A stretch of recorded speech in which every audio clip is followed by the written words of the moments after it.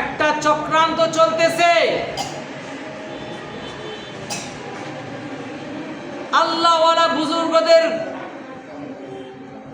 হুজুরদেরকে তারা হটাইতে চায়, তারা দিন কায়েমকে বাধা বিঘ্ন করতে চায়, তারা আল্লাহর আইনকে, আল্লাহর কোরআনকে, আল্লাহর হুকুমকে, আল্লাহর নবীকে, নবীর হাদিসকে এবং এই কোরআনী শিক্ষাকে, এই দ্বীনি শিক্ষাকে, এগুলোকে তারা শেষ করে দিতে চায়, নির্মূল করে দিতে চায়। এইটার বিপক্ষে আমাদেরকে সকলকে সোচ্চার হতে হবে, সকলকে আমাদেরকে জানতে হবে, সকলকে বুঝতে হবে।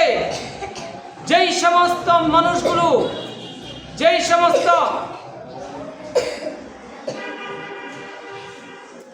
বুদ্ধিজীবী, শয়তানি বুদ্ধি দিয়ে তারা বুদ্ধিজীবী হয়, যারা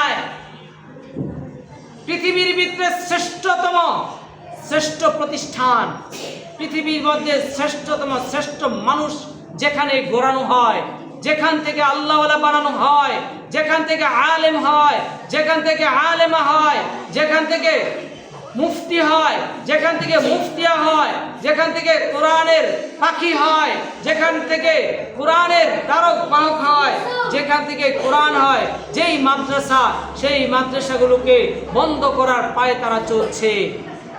এই পায়তারাকে বন্ধ করতে হবে আমাদেরকে। যারা, আমি মনে করি যেই সমস্ত মানুষেরা আপনারা বলতেছেন আবাসিক মাদ্রাসাগুলো বন্ধ করে দেওয়া হোক, আমি বলবো আপনার এই দৃষ্টতার জন্য, আপনার এই চিন্তার কারণে এই দিন এবং ইসলামের বিশাল বড় ক্ষতি হবে। এই জন্য আপনারা এই কথাগুলো বলেন।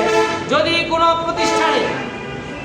কোনো প্রতিষ্ঠানে এইরকমভাবে শাসনের নামে শোষণ যদি চলে, সেই শোষণের বিরুদ্ধে আমাদেরকে সোচ্চার হতে হবে। আমাদের আইন আছে, আমাদের পুলিশ আছে, আমাদের র্যাব আছে, আমাদের বাহিনী আছে, তাদেরকে সোচ্চার করতে হবে, তাদেরকে জানাতে হবে, তাদেরকে বোঝাতে হবে।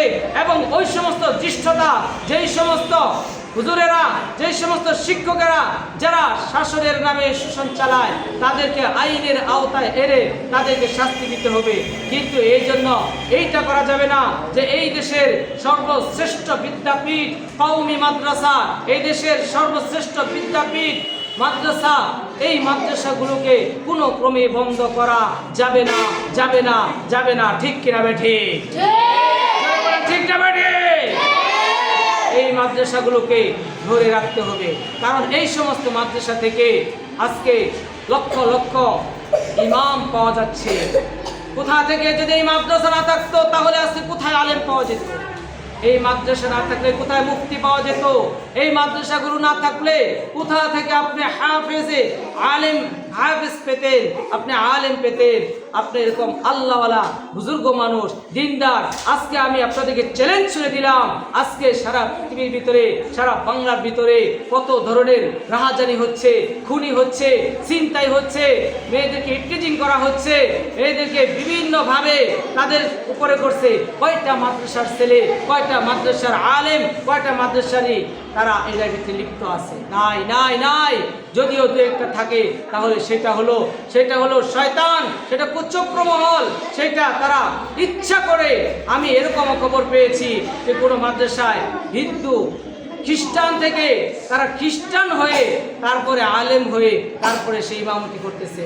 অতএব আমাদের এই জিনিসগুলো সোচ্চার থাকতে হবে। ও মুসলমান, তোমরা বুঝো, তোমাদের সোচ্চার থাকতে হবে যে আমাদের এই ইসলামের ভিতরে, দ্বীনের ভিতরে, মাদ্রাসার ভিতরে কোনো ধরনের দৃষ্টতা, কোনো ধরনের পথভ্রষ্টতা, কোনো ধরনের শয়তানি কোনো জিনিস থেকে আমাদেরকে আল্লাহ তাআলা হেফাজত রাখে, এই সিস্টেম রাখতে হবে। আল্লাহ তাআলা যেন আমাদের সকলকে হেফাজত করে। সকলে বলে আমিন, সকলে বলে আমিন। যারা এই সমস্ত পথভ্রষ্টতা করবে, ইসলামের উপরে দ্বীনের উপরে যারা আঙ্গুল তুলবে, মাদ্রাসা কওমি মাদ্রাসার উপরে যারা আঙ্গুল তুলবে, আমি আশা করি তাদেরকে অবশ্যই তাদেরকে সরকারিভাবে, তাদেরকে আইনিভাবে তাদেরকে ধরে তারপর তাদের বিরুদ্ধে সুন্দরভাবে, তাদের পরিপূর্ণভাবে তাকে দেখে এবং তাকে পরিষ্কারভাবে তার বিষয়ে খোঁজ খবর নিয়ে তারপর তাকে যেন ধরা হয়, তাকে যেন শাস্তির আওতায় আনা হয়। এই বলে আমি আমার আজকের এই কথা শেষ করতেছি। আল্লাহ হাফেজ। আল্লাহ তাআলা আমাদের সকলকেই কবুল করুন, সকলকেই আল্লাহ তাআলা হায়াত দীর্ঘজীবী করুক এবং আল্লাহ তাআলা আমাদের এই সমস্ত যে কথাগুলো হলো প্রত্যেকটা কথা আল্লাহ তাআলা আমাকে এবং আমাদের সকলকে আমল করার তৌফিক দান করুন। সকলে বলে আমিন। আলহামদুলিল্লাহি রাব্বিল আলামিন। আসসালামু আলাইকুম ওয়া রাহমাতুল্লাহি ওয়া বারাকাতুহু।